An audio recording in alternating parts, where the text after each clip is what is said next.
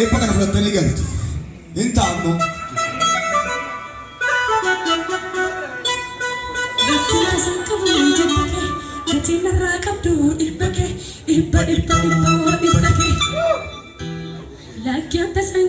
Galanni Waaqayyoo haa ta'u.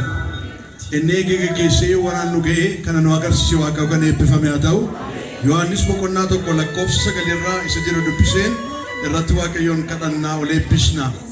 Ifichi inni dhugaan inni gara biyya lafaa dhufu namoota hundumaaf in ibsa. Namoota hundumaaf in ibsa. Kanarra dhaabbannee kadhannaa.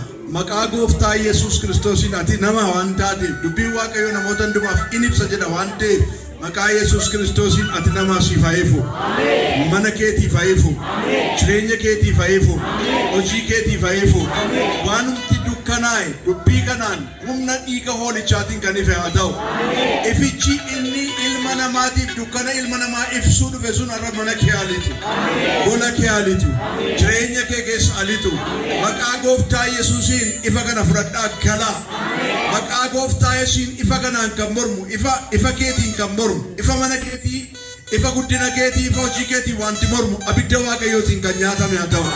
Humna du'ee du'a moo'ee kee kan diigame haa ta'u. Amma ajaja baasneerraa maqaa Yesuusiin gola kee keessaa wanti dukkanaa'e kan ife haa ta'u. Ikonomikaalii wanti si jalaa dukkanaa'e kan ife haa ta'u. Spirituwaalii wanti si duraa dukkanaa'e kan ife haa ta'u. Maqaa Gooftaa Yesuusiin kan ife haa ta'u. Maqaa Gooftaa Yesuusiin kan ife haa ta'u. Waanumti ifaan mormu mana kee keessaa baasneerraa humna dhiiga hoolichaatiin xaragamee kan ba'e haa ta'u. Maqaa Gooftaa Yesuusiin kan ba'e haa ta'u. Durri kee ifaan kan guute haa ta'u. Mul'ati kee dukkanaa'e maqaa Yesuusiin kan ife haa ta'u. Maqaa Gooftaa Yesuus Kiristoos yaadi kee dukkanaa'e kan ife haa ta'u. Maal godhu jettee yaadaa kan jirtu مقاشين سموكي فاكن قوتي هاتاو وان قوتو أرقوا قدن دي سموكي فاكن قوتي هاتاو مقا قوفتا يسوس كريستوف نفي واقع راس نفا قندمو إفي نفكونا رجرين كيتي فكاليف سيهاتاو مقا قوفتا يسوس كريستوسي وان تمنكي كيسا دوي أكما يسوس دوا مويكي مقاشين شيفاكاو منكيتي فاكاو جرين كيتي فاكاو إلا دويرا جتة كدادي أوالدي وانتت إيستي Nana jaja maka gofta sin sa dua moe kan kaya tau. Maka yesin dua kan kaya tau. Wan sijala kama mekanika me atau. Maka gofta sin kanika me atau. Maka gofta sin kanika me atau. Wan sijala hina me maka sin kanika me atau. Wan sijala poji ame humna dua kau gofta Yesusin kan debe atau. Efisini hojina galu maka gofta Yesusin.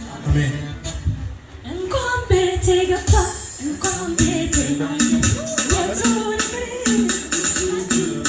Arifan dah kena kita sebentar.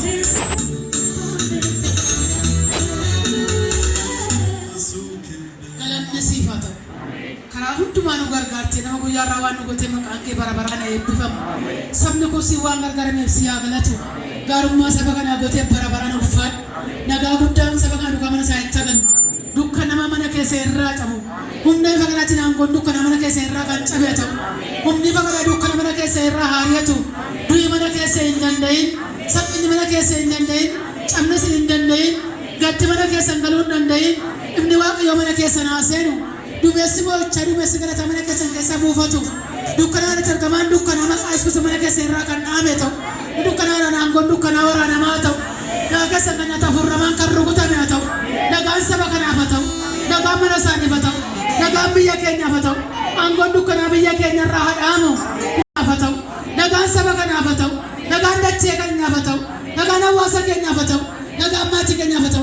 Dua kakati wanti nurraa du'e nuuf haa ka'u, maqaa gooftaas du'a mana keenya keessa jiru nuuf haa ka'u, du'aan keenya keessa isiniif haa ka'u, du'aan addunyaa keenya keessa du'aan kun nuuf haa ka'u maqaa Yesuus Kiristoosiin.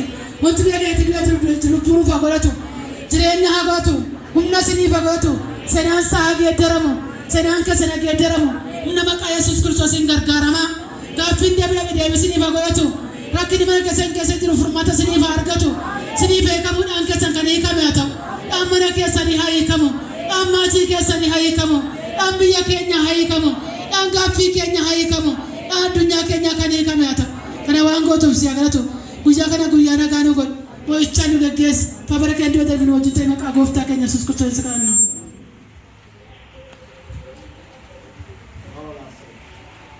Ifni kee dhufeeraa. Ulfinni waaqayyoo siif ba'eera kanaafis ka'ii ibsi jedhamee caafamee jira. Ifni kun maqaa Yesuus Kiristoosiin dukkana keessa warra jiran nurkaa ifee gara ifa dhugaa keetti kan fide haa ta'u. Karaa deemnu irratti mana galnu irratti